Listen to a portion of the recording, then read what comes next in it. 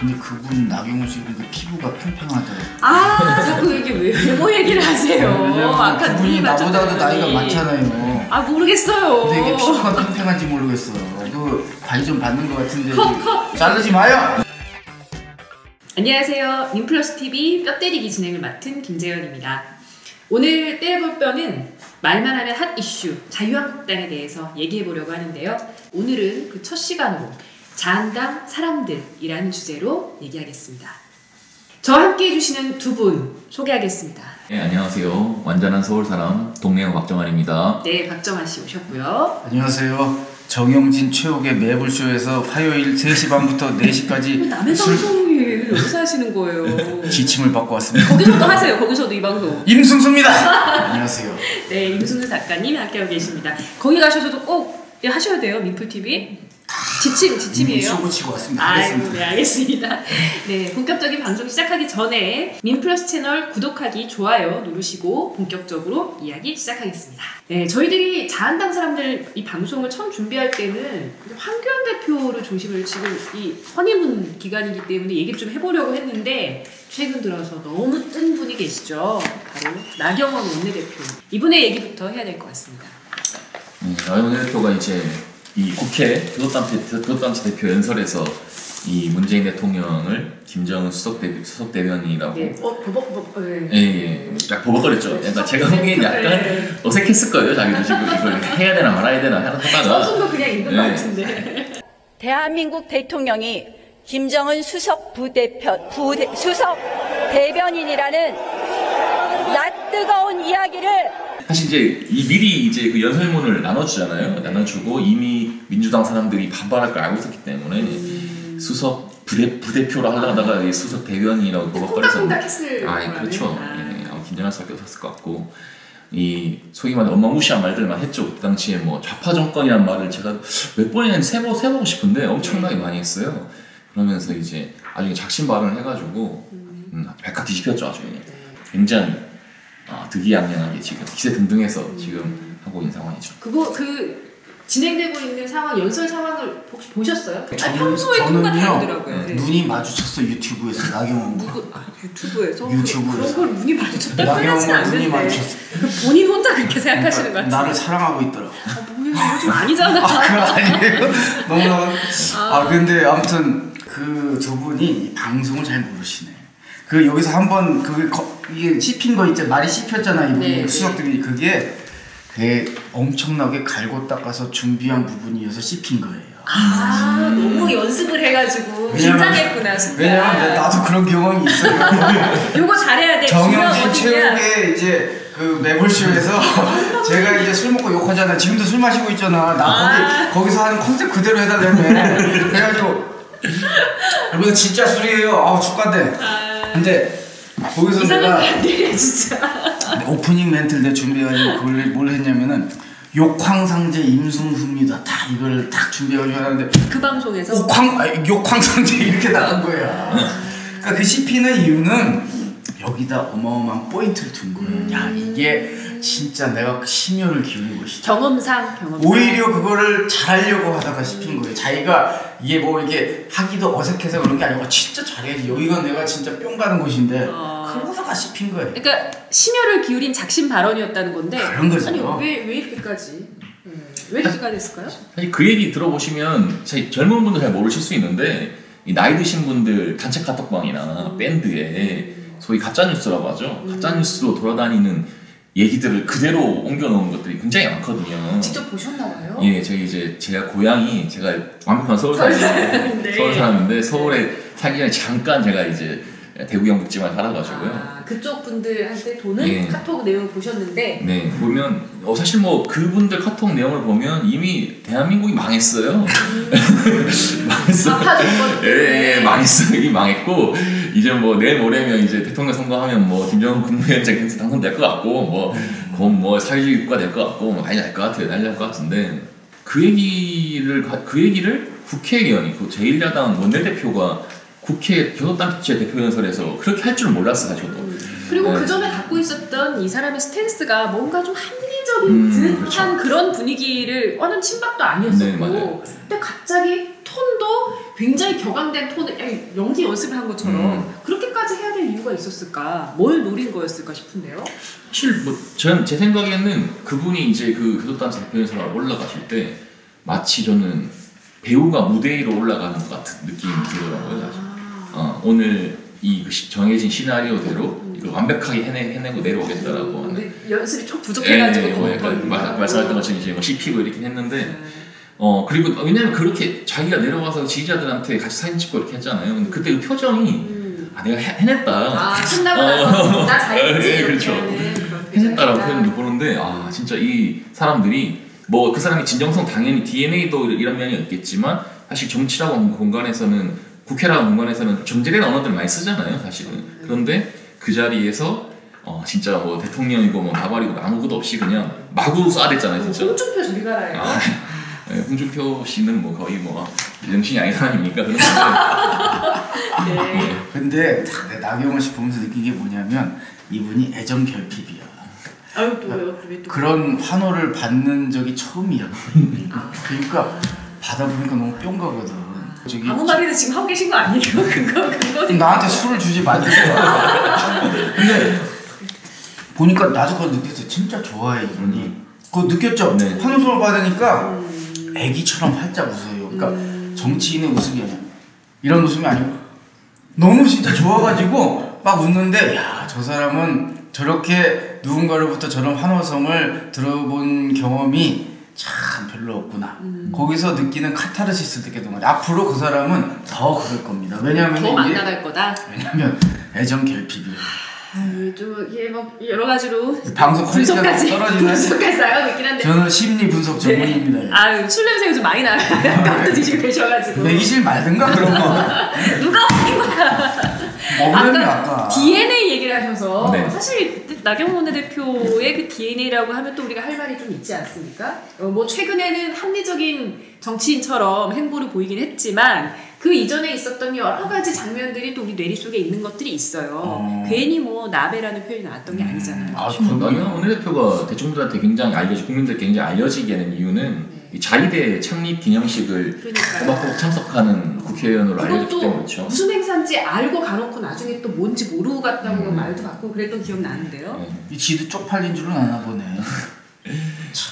근데 그분 나경원 씨 보니까 피부가 팽팽하더라고. 자꾸 이게 외모 얘기를 하세요. 아까 그분이 나보다도 나이가 많잖아요. 모르겠어요. 근데 이게 피부가 팽팽한지 모르겠어. 그 관리 좀 받는 것 같은데. 컷. 자르지 마요. 컨셉을 잡은 것 같아요. 나경원 원내대표는 공중전을 막 하고 꼭대기장 막 쌓아대고 지금 이제 한교안 대표 같은 경우에는 지금 4월 3일 재보궐선거가 진행되고 있는 창원 성산이라든지 경남 통영 고성에서 지금 바닥 민심 훑고 있잖아요. 그래서 지상전 같은 거 하는 것처럼 둘이 이제 공중전과 지상전으로 나눠서 하고 있는 것 같고. 근데 그 한나라당 애들이 그렇게 팀워크가 좋다고? 나 그건 자유한국당 술 너무 많이 마셨어. 나 건드리지 마 오늘. 그렇게 진짜 나 박정환 씨는 저기 국회에도 좀 있었잖아요. 두 분 다 자유한국당 애들이 그렇게 팀워크가 좋다고? 이것도 DNA인 것 같아요. 살아남기 위한 전략. 자기 포지션을 그렇게 잡았다? 이대로 안 가면 사실 이제 아까 말씀하셨던 것처럼 합리적인 보수 같은 포지션으로 가니까 재미없잖아요, 한국에서. 오세훈이 어떻게 되는지 알잖아요. 딱 보이니까 그러면은 대선 욕심도 있는 거 아닌가? 그럴 수 있겠죠. 충분히 있죠. 나경원도 자기도 대통령 되고 싶을 거 아니야. 그럼요. 근처 그럴 수 있을 것 같은데. 박정환도 대통령 되고 싶잖아. 나이가 안 돼가지고. 나이가 돼서 출마하겠네. 사실 계속 선거법 같이 하잖아요. 보면 나경원 대표가 선거법 지금 연동형 비례대표제 도입이라 확대라든지 이런 걸 같이 얘기하고 있는데 저는 그게 단순히 얘기한 것 같지는 않고 이제 대구 경북이라고 하는 영남 지방을 뿌리로 해서 이제 자신들 살아남기 위한 전략으로 그렇게 선택하고 있는 것 같아요. 그렇게 해서 지지자들 결집시키고 30% 전략이라고 저는 개인적으로 계속 얘기하는데 30% 전략으로 제1야당의 위치를 굳히려는 그런 생각이 아닐까 싶은 생각이에요. 저는 사실 지난 2011년이었나요? 그때 서울시장 후보로 나경원 후보가 나섰을 때 낙선을 한 이후에 별다른 정치 행보를 보이지 않아서 이제 좀 사라지는 게 아닌가 싶었었는데 동작 재보궐선거로 화려하게 다시 국회로 복귀하고 그리고 뭐 친박도 친이도 아닌 굉장히 어정쩡한 포지션에서 여기까지 온 것도 전 신기하다고 생각했어요. 근데 다시 이렇게 뭐 홈런까지는 아니라도 안타 이상을 치는 걸 보면서 아 참 이 바닥에서 좀 정치한다는 사람들이 기사회생 하는 것도 참 신기하다라는 생각이 들었어요. 이번에 확실하게 자리매김했던 건 사실 아닙니까? 김지은 의원님 지금 서점하고 계시잖아요. 저한테 열심히 팔게요 그 책들 세 권. 출마 계획 없으세요? 아 당연히 출마해야죠. 아 그래요? 네 오늘은 주제는 자한당 사람들이니까. 의정부 이사 가야겠네요. 네 의정부 의 지역으로 이사 오십시오. 예. 참고로 지금 집만 홍문종 사주시면 바로 자유한당 가겠습니다. 의원이 저도 집이 없는데 네 황교안에 대해서 얘기 좀 해주시죠. 황교안 그 사람 전 외모에 관심이 많잖아요. 그 사람 가발인 것 같아요. 아 정말. 아니 두 분이 의회에 계셨잖아요. 가까이서 보시지 않았나요? 의회에 올리는 별로 없었어요. 그 사람 그때 맞 지금도 의원이 아니지? 네. 나는 국회의원이라고 착각했지? 그러면 본격적으로 네. 신인 정치인 황교안에 대해서 신인 정치니까 얘기를 좀 해보겠습니다. 자 지난달에 있었던 5.18 망언 3인방 이 당연히 제명이 돼야 되는데 국회의원직 제명 처리 논란이 여전히 있습니다. 자 이번에 OX로 답해 주시기 바랍니다. 질문 드릴게요. 황교안 대표가 5.18 망언을 한 김진태, 김순례, 이종명 자유한국당 의원의 국회의원직 제명 처리에 찬성한다면 O 아니면 X 들어주세요. 이게 국회의원직 제명 처리? 당연히 아니지. 너 그거 X했냐? 네. 나는 O. 난 박정원 싫어. 어쩔 수 없이 오래 되신 것 같은데. 페이스북에서 좋아요 안 눌러주네. 국회의원직 제명 처리는 안 하고 홈런을 뺄 것이다. 뭐 언급 자체는 안 하지 않을까요? 네. 네. 이유도 얘기해 주셔야죠. 지금은 자기 지지층들을 결집해야 되는 시간들인가 생각하는 것 같아요. 하는 것 같고 사실 5.18 망언이라고 하는 게 정말 안타까운 얘기긴 한데 소위 말해서 이 지역 감정이라고 하는 게 한국 사회에 오랫동안 남아 있잖아요. 지역 감정이 남아 있을 때, 지역 감정이 남아 있는데 그 가운데에서 이 광주라고 하는 지역이 가지고 상징성이 있잖아요. 사실 전체적으로 보면 민주화의 상징이고 그런데 영남 지방 사람들이 보기에는 광주는 굉장히 타자되어 있는 지역이거든요. 사실 어떻게 지식이 너무 있다고요. 얼굴에 어울리는 소위 말해서 자기 이 한국 사회에서 이 분열 정책으로 많이 통치하다 보니까 영남 지방을 관리하는 방식과 호남 지방을 관리하는 방식이 달랐는데 지배들이 근데 이 광주라고 하는 집단들은 항상 소위 악마화됐잖아요. 계속 이렇게 악마화됐다니까 그것을 계속 이어나가기 위한 그 향수를 이어나가기 위해서는 5.18이라고 하는 게 굉장히 중요한 기지가 될 것 같고 그래서 그것들 계속 이용하려고 할 것 같아요. 그러면 그냥 뭐 슬그머니 꽁무니를 빼는 정도가 아니라 오히려 이 스탠스를 이용할 것이다. 예, 사실 황교안 대표가 선거 나왔을 때 대표 선거 때는 약간 세모였거든요. 네. 세모였는데 지금은 거의 확실하게 X가 된 게 아닌가? 점점 네. 더 오른쪽으로 가고 있다. 네. 그냥 어쩔 수 없이 오르 드신 것 같긴 한데 그래도 이유는 얘기해 주세요. 갖다 붙여서라도 얘기하셔야죠. 그쵸? 요즘 질문이 설득이 됐어. 달 얘기가 없어요. 넘어갈까요? 내가 충만해 있어. 나는 지금 내가 텅텅 비어 있잖아요. 머리가 저도 좀 크니까요. 네, 넘어가겠습니다. 나 잘하고 있죠? 재밌죠? 사실 좀 술이 들어가니까 다시 국회의원 제명 얘기가 나와서 말인데 사실 이제 우리 옆에 계신 김재현 의원님께서 이제 제명이 원조신데 제명이 원조. 예, 술 냄새. 네. 매기지 말든가 그런 거. 황교안 자유한국 대표가 법무부 장관 시절에 제명되신 거잖아요. 네 맞습니다. 당시 소회를 좀 얘기해 주시면 어떨까요? 나 이런 질문 진짜 정말 싫어하는 질문인데 써 있으니까 하는 거죠. 네, 그때 저는 이 사람이 이렇게 오랫동안 볼지 몰랐어요. 헌법재판소에서 정부 대리인으로 황교안이 나왔을 때 그냥 그리고 나서 임기가 끝날 줄 알았는데 이 양반이 본인이 한 가장 훌륭한 일이 통합진보당의 해산이라고 얘기를 하면서 국무총리를 하고 그 다음에는 대통령 권한대행을 하고 막 시계까지 막 만들어서 돌리고 이러더니 대통령병 있는 거 아니냐 이런 얘기가 막 돌았었죠. 그리고 난 다음에 이렇게 초단시간 정치인으로서는 신인임에도 불구하고 초단시간 자유한국당 대표로까지 등극을 했으니 저희가 그냥 가만히 있을 수가 없더라고요. 결국은 이제 자유한국당 대표 출마 선언을 하는 당일날 황교안 당시 후보였죠. 황교안 후보에 대해서 저희가 소장을 접수를 했고요. 뭐 그냥 가만히 있으려고 해도 계속 싸움을 걸기 때문에 가는 곳들마다 통합진보당 해산 의원직 제명 잘했다라고 얘기하고 있기 때문에 끝까지 한번 싸워볼 생각입니다.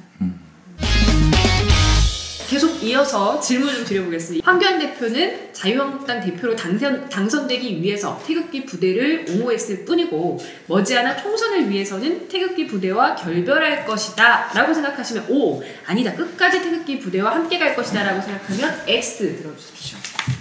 O, 알았어. 결별할 것이다. 나 너 싫어. 것이다. 네, 그럼 먼저 하시겠어요 이번에는? 아니 난 먼저 하자. 또 설득당하시면 어떡하죠? 아 설득 안 돼. 네, 이게 왜 결별할 거라고? 저는 아까 얘기 잠깐 드렸었는데 지금 자유한국당이 이 연동형 비례대표제를 결사 반대하고 있잖아요. 결사 반대하고 있는데 저는 그 가장 큰 이유가 뭘까라고 보면 이 보수 정당의 분열을 두려워하는 것 같아요. 소위 보수 대표 정당을 위해서 이제 자유한국당이 반대한다고 생각하거든요. 선거법 개정이 무산되고 난 이후면 저는 굳이 왜냐면 그 사람들은 결국에 자기들 찍을 거라고 생각할 거기 때문에 굳이 그런 이 태극기 부대라고 한 사람들을 그렇게 적극적으로 옹호할 것 같지 않아요. 옹호할 것 같지 않고 그야말로 그냥 관리한 형태로 가지 않을까라는 개인적인 생각이에요.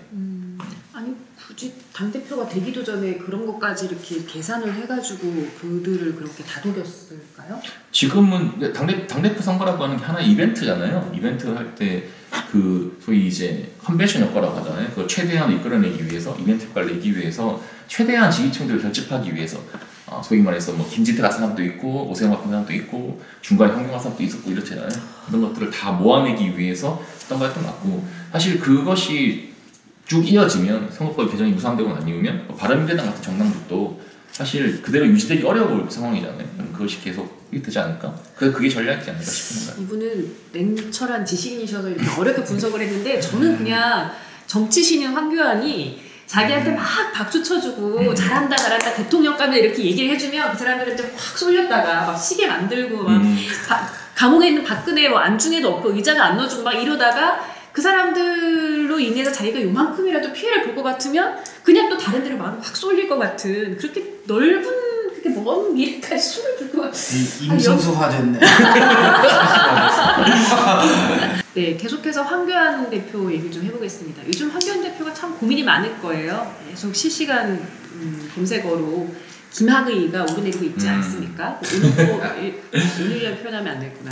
또 문재인 대통령이 이 김학의 사건, 장자연 사건 관련해서 철저하게 수사하라 뭐 이런 얘기도 했다고 하는데 이 김학의 전 차관이 성접대 관련해서 문제가 있었을 그 당시 장관이 황교안이었었던 거죠. 이 문제 어떻게 흘러갈 거라고 보십니까?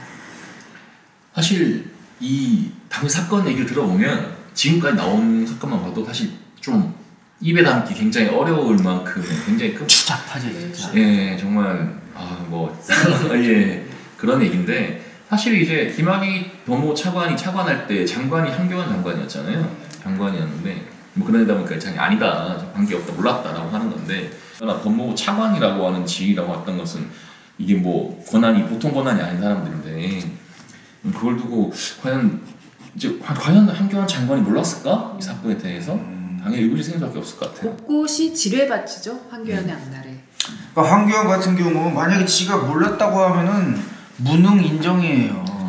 응? 그 법무부 장관쯤이나 됐는데 응? 차관 그거 인사하는데 그런 것도 모른다? 그럼 지 무능 인정이고 알고도 이제 눈 감았으면은 그거야말로 이제 나쁜 놈인 거고. 그러니까 무능하거나 나쁜 놈이거나 둘 중에 하나거나 둘 다거나 빼박입니다 얘는. 나쁜 놈 좀 약한데요?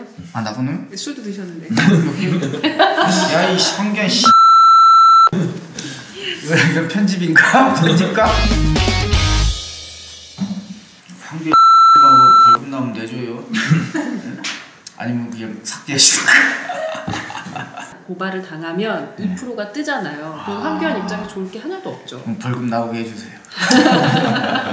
지금 이제 황교안 대표 얘기를 계속 좀 이어가 보겠습니다. 이 김학의 사건은 파면 팔수록 수많은 갈래들이 있는 거라서 맞아요. 블랙홀처럼 빨리 들고 있는데 어떻게 이게 보세요? 성접대 의혹이라는 용어 자체가 잘못된 거죠 사실은. 성접대는 무슨 협소하게 얘기를 하는 여기서 그러니까 이게 성접대라고 얘기하는 순간 이미 거기서 가장 피해자인 그 여성들은 딱 사라져 버리는 거예요. 그냥 접대를 한 사람이 되는 것이고. 근데 나는 거기서 좀 내가 진짜 좀 이해를 못 하겠는 게 검사잖아, 김학의.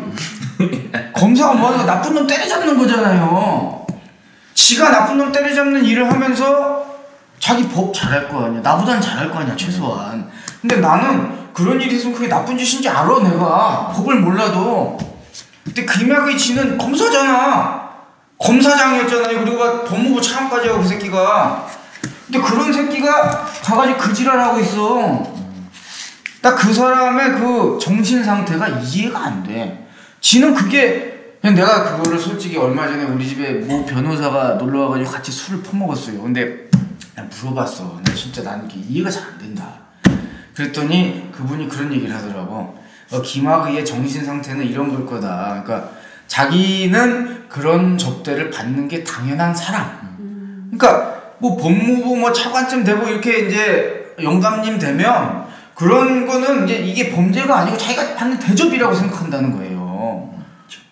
한국에 굉장히 오랜 문화적 의전 문화가 있잖아요. 의전이라고 의전? 네, 의전 문화가 있는데 사실 의전이라고 하는 거는 이제 어떻게 보면 이 모시는 사람, 초대한 사람이 그 사람한테 대해서 이제 예의를 다해서 해주는 건데 한국 사회는 의전 문화가 약간 이상한 게 어떠한 권력을 진 사람들이 자기가 누려야 될 권리라고 생각하는 게 좀 있는 것 같아요. 황교안 시계라든지 예, 그런 거 같은 거지. 그것도 의전이지. 황교안이 또 서울역에 KTX 타려고 차 몰고 들어가잖아요. 그러니까 거기는 몰고 들어가 줘야 되는 거지. 안 들어가면 가오가 떨어지는 거 아니야? 아니 우리 김재현 의원이 또 국회의원 해보셨기 때문에 아시겠지만 맞아요. 의전 좀 받았어요? 아니 근데 여성이 의전의 대상이 된다는 것 자체가 말이 안 돼요. 이거 사람이잖아요. 네. 물건도 아니고 그래. 먹을 것도 아니고 실수 손님이 왔다고 맞아. 상다리가 부러지게 음식을 차려놓는 거랑 여성들을 약을 먹여서 그 앞에 그러니까. 대령을 하는 것은 이거는 전혀 다른 그러니까 문제죠. 이거는 성범죄가 아니고 집단 성폭행에다가 무슨 약물 하여튼 진짜 심각한 범죄 아니에요? 네, 맞습니다.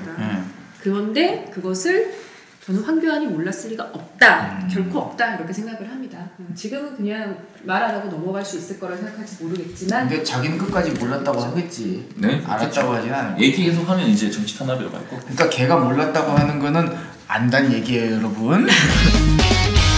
자, 그러면 자유한국당 사람들과 관련해서 요즘 가장 핫한 인물 두 사람에 대해서 얘기를 좀 해봤는데요. 뭐 이들이 자유한국당 전부는 아니기 때문에 또 아까 이 박정아 씨께서 역할 분담론에 대해서 얘기를 해주셨어요. 나경원과 황교안이 이러저러하게 역할을 분담할 것이다. 또 그 이외에 짜잘한 역할을 분담하고 있거나 또는 뭐 일시적으로 팽당한 사람들 여러 인물들이 좀 있을 것 같은데 어떤 인물 한번 씹어보실까요?